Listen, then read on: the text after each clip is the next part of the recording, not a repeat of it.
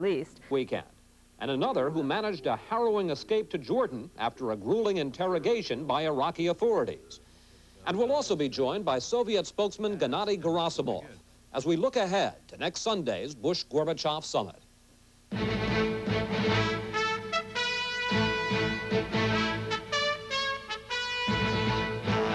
This is ABC News Nightline. Reporting from Washington, Chris Wallace. One of the most confounding things about the confrontation in the Persian Gulf is that just when you think you understand the situation keeps changing. Just when you think Saddam Hussein intends to keep his hostages as a human shield, he allows 700 of them, mostly women and children, to fly to freedom this weekend. And just when you begin to see cracks in the united front against Iraq, with Soviet officials criticizing the U.S. military buildup, President Bush announces he's going to hold a surprise summit with Mikhail Gorbachev. We'll get to the summit later when we talk with Soviet spokesman Gennady Gerasimov. But first, we want to discuss the freed hostages.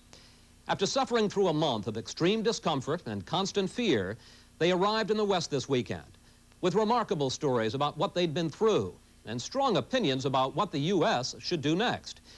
There is a chance that Saddam may grudgingly be keeping his promise to let all women and children leave the area.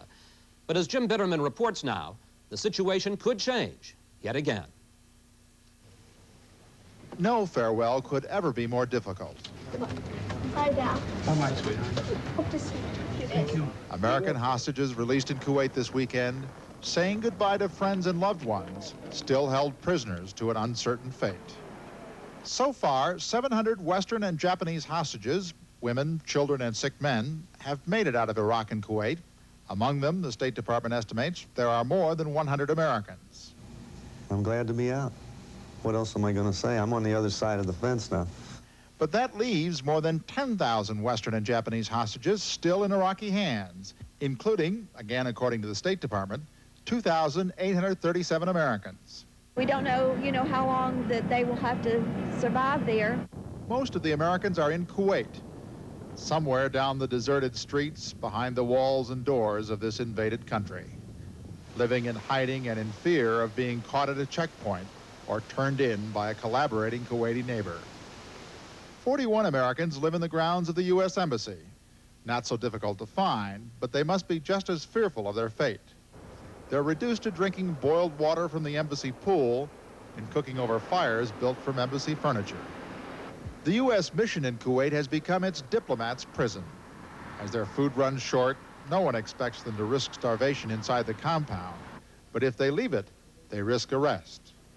And when the deputy chief of mission tried to negotiate the release of some of those in the compound Jesse Jackson could not, you got a feel for the paralysis of Iraqi bureaucrats when things don't go according to the script.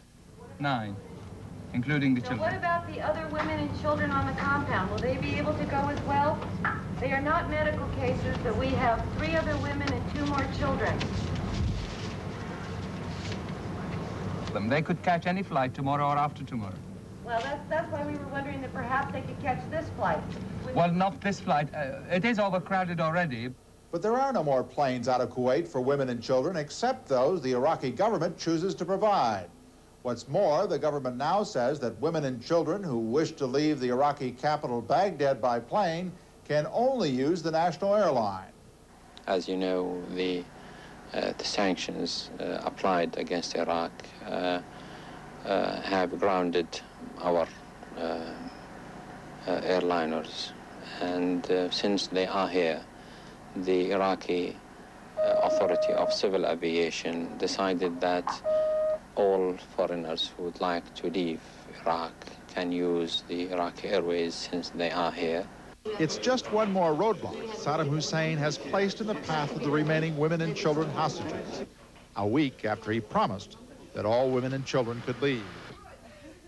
The delays and fabricated problems have been, according to one who got her freedom, nothing short of torture for the hostages. Mental harassment, basically. It would be one day we'd hear that somebody was going to leave, or they'd threaten to close the embassy, or they'd be firing, and they'd do just enough firing that everyone would be frightened, and it was up and down all the time. Nothing ever made any sense. Bye-bye. As the frustrations and fears of those still held in Iraq and Kuwait continue to grow, many may be tempted into trying daring escapes, like Dick Clay of Bloomington, Indiana. The electrical engineer who had been working in Kuwait arrived in Amman Saturday after a 900-mile, 5-day odyssey across the desert. I know that for, people that are there with their families, it's almost impossible to do at this point in time. But any man that's there by himself should definitely try some way to leave Kuwait. Simple as that. Anyone can appreciate the emotions of an innocent prisoner winning freedom. But those with a sense of justice can never simply share the joy without experiencing an equal measure of outrage for those who've taken hostages and those who hold them still. This is Jim Bitterman for Nightline in Amman, Jordan. Dick Clay made a remarkable escape from Kuwait and Iraq by assuming a disguise. Lloyd Culbertson is one of the 47 Americans who arrived back in the U.S. on an Iraqi jetliner just yesterday. They'll join us live when we come back in just a moment. This is ABC News Nightline, brought to you by Isuzu. The Toyota versus the Isuzu.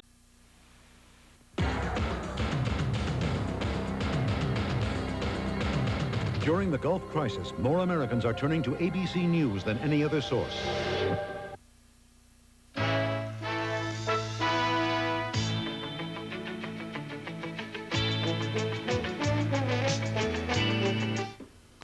With us now live from Amman, Jordan, is Dick Clay, an electrical engineer who spent the past 3 years in Kuwait supervising some 300 Filipino and Indian workers.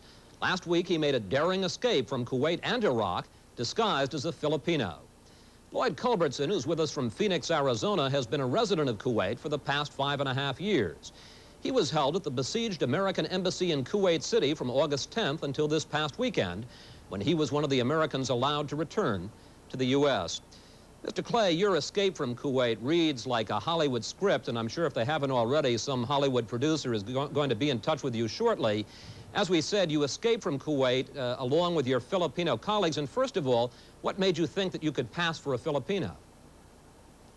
Well, I never really thought that I could pass for a Filipino, but I thought that with the proper documentation, I could pass for a Filipino citizen. Well, let me ask you about that, because one of the things that helped you, I understand, is that you had a fake Filipino travel document. Now, how in the world did you get that? Well, 2 employees that work for the same company I do, they actually forged the stamps that are necessary on the documents.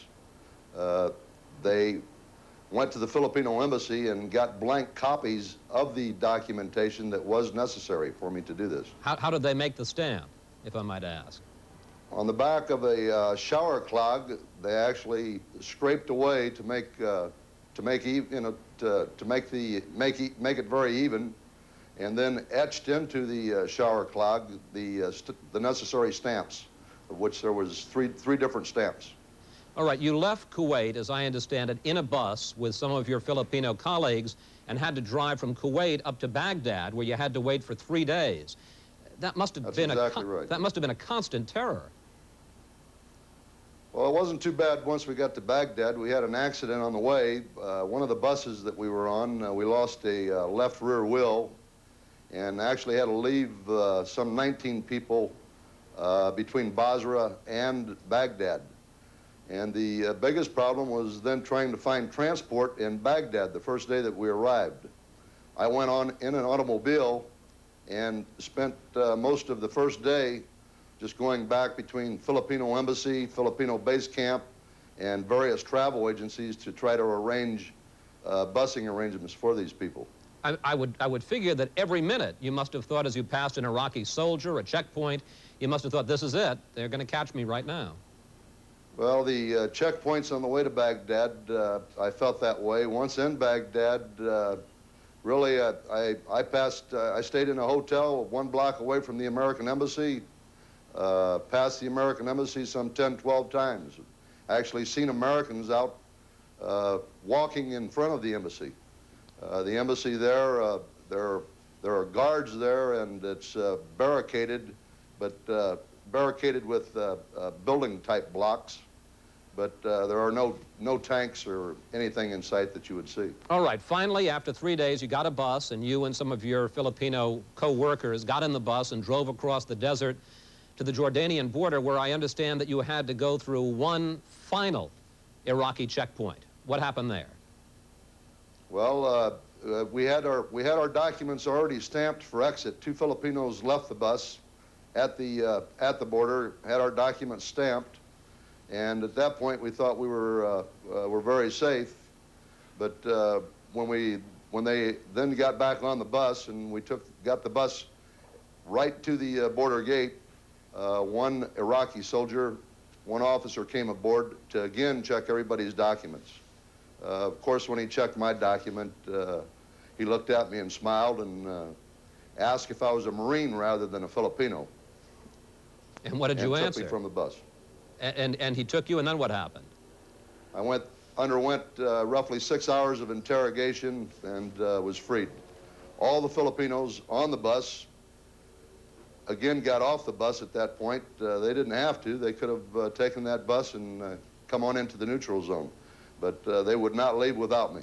All right, Mr. Culbertson. They told them to either take us to Baghdad, all of us, or leave us go and go into the neutral zone. Mr. Culbertson, let me bring you in if I can right now. You got out in a much more conventional way by plane with the help of Jesse Jackson, but you did have to spend 3 weeks in the U.S. Embassy in Kuwait, and I gather that got pretty tough too, pretty uncomfortable living conditions. Yes, it was very bad. Would you like to hear about that? Yes, sir. All right. When I first went to the embassy, we had plenty of water, and we had city electricity, and we had everything we needed, food and so forth. On the 24th of August, we sent a convoy to Baghdad, and they got through okay. And then the following day, the 25th of August, they cut off the electricity and the water into our embassy compound. And this created quite a problem for us because we only had a few thousand gallons of water in our water tanks, and we had no electricity except for the fact that we had some power generators, diesel-burning power generators. Mr. Culbertson, let me interrupt just for a moment because we have limited time. When you got back to the U.S. yesterday, you had some harsh words for Saddam Hussein, which is certainly not surprising. But you also criticized the Bush administration. Do you feel that you were abandoned by your government while you were over there in Kuwait? I have to take a minute to answer that. There's not a yes or no answer to it. I was freed through the efforts of Jesse Jackson, and I felt that if there were any negotiations going on by the administration, I saw no results of it. And I voiced that opinion, and it's strictly my own opinion. If they are negotiating, why don't I see some results? Mr. Jackson talked to Saddam Hussein for 5 or 6 hours last Friday night and got 47 of us out. Why can't one of these bright young men from the administration do the same thing? If one man can do it, why can't another? Well, let me bring in Mr. Clay at this point. Do you share those feelings that in some sense the U.S. government has let you down, Mr. Clay? No, I do not. I think that every man that works overseas should understand that when they do work overseas, there is a possibility of some type of problem like this happening. The U.S. government, although being responsible for people, should not and is not responsible for their welfare out of the country, other than the necessary documentation that they do take care of. Let me ask you both. We have one more question I'd like to ask you both, and I'm afraid because our time is limited, I'm going to ask you both to answer it briefly. Mr. Clay, there's been quite a debate while you were stuck in Kuwait about the importance of the hostages and how much they should figure as President Bush decides U.S. policy. How important do you think the hostages should be? Well, I think that the U.S. government is doing the right thing. I think that all the people that are there, that are hostages, would agree with me. At the same time, being there, they would like to definitely see some type of movement that would see their release.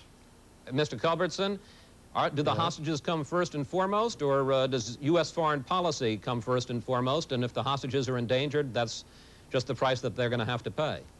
Well, I didn't know we had a foreign policy, but in my estimation, the hostages come first because the hostages in the embassy in Kuwait City are out of fuel and out of water, and in a few weeks will be out of food.